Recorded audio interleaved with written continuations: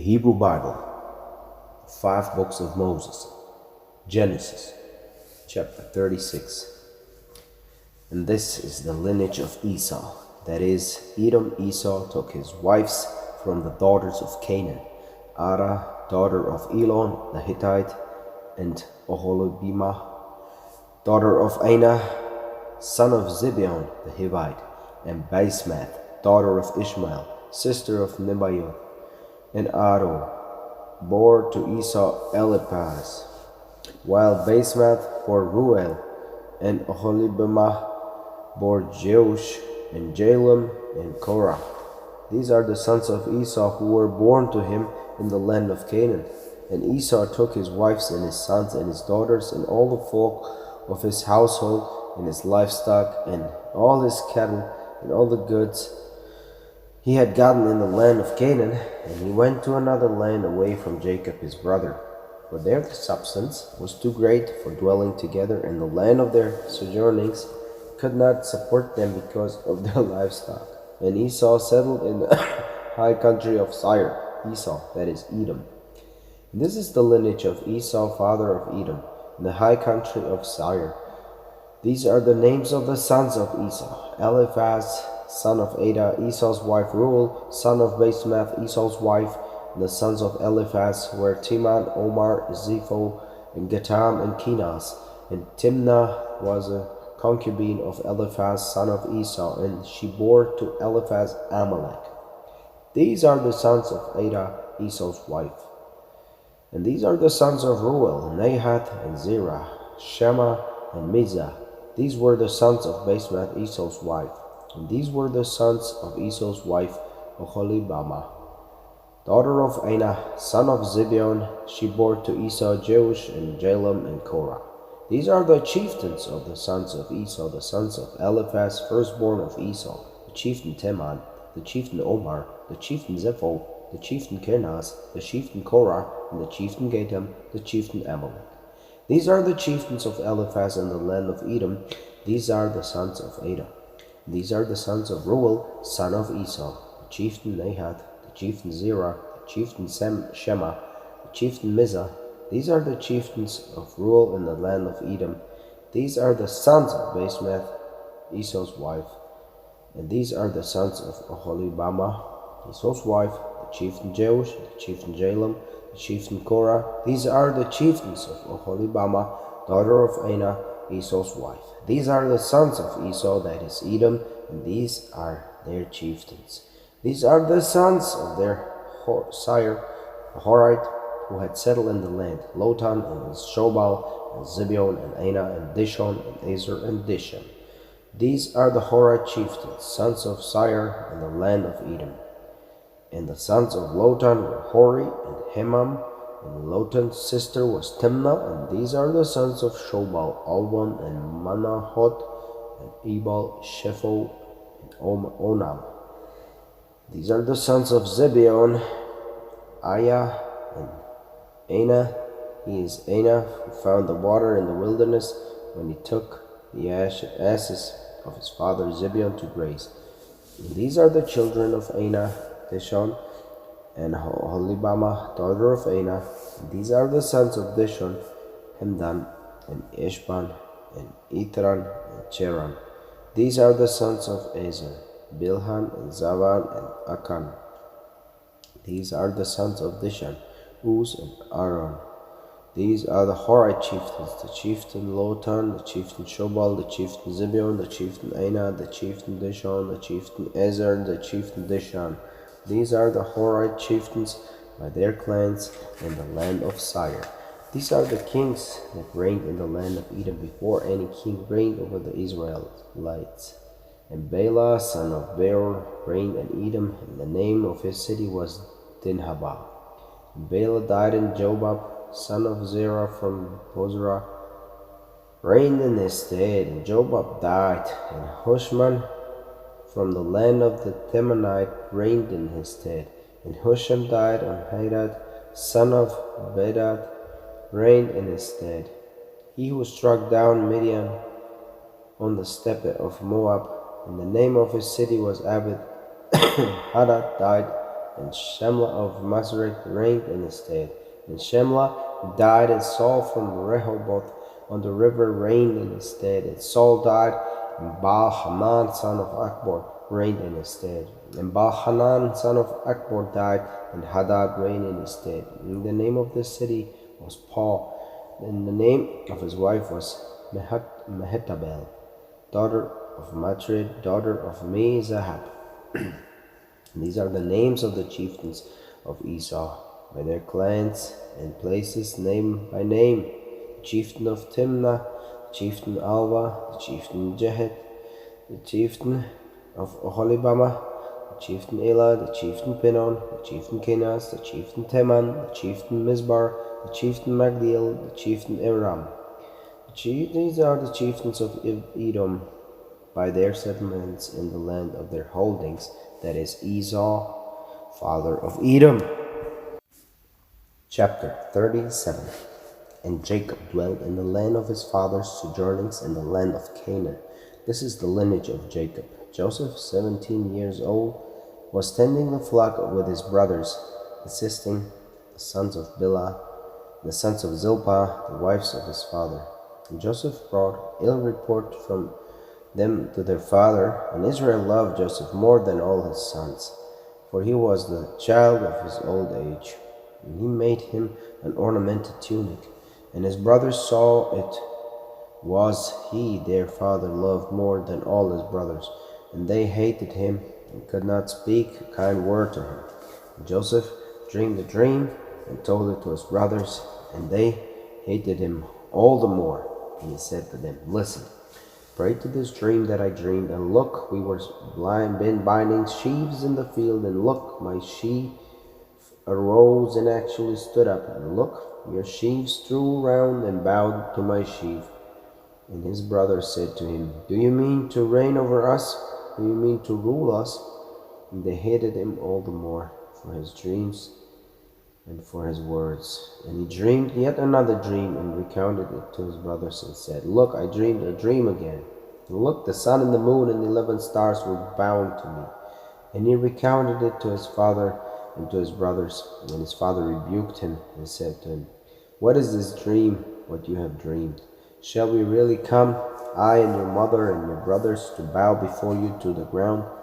And his brothers were jealous of him, while his father kept the thing in mind. And his brothers went to graze their father's flock at Shechem. And Israel said to Joseph, "You know your brothers are pasturing at Shechem. Come, let me send you to them." And he said to him, "Here I am." And he said to him, "Go pray to see how your brothers fare, and how the flock fares, and bring me back word." And he sent him from the valley of Hebron, and he came to Shechem.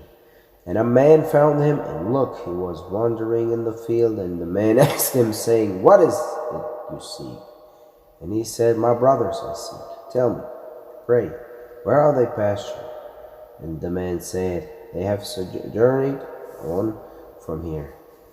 For I heard them say, 'Let us go to Dothan.'" And Joseph went after his brothers and found them at Dothan.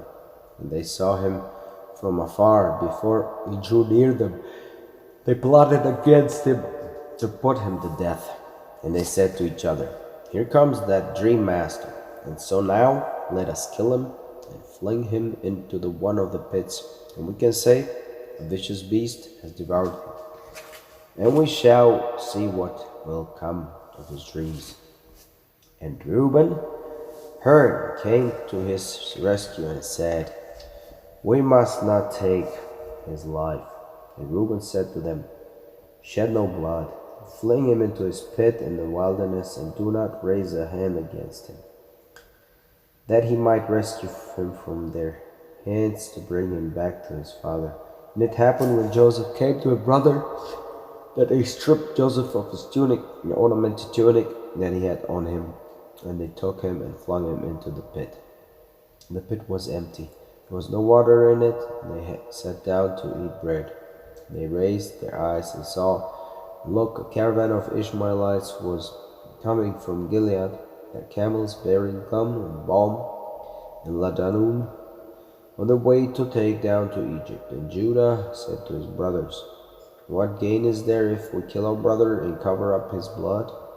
Come, let us sell him to the Ishmaelites, and our hand will not be against him, for he is our brother, our own flesh.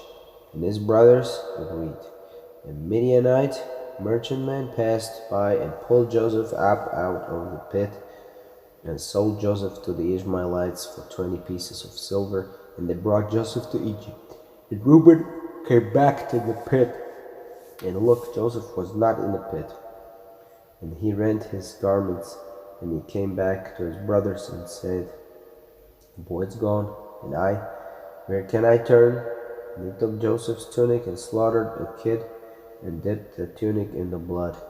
And they sent the ornamented tunic and had it brought to their father, and they said, This we found. Recognize, pray, is it your son's tunic or not?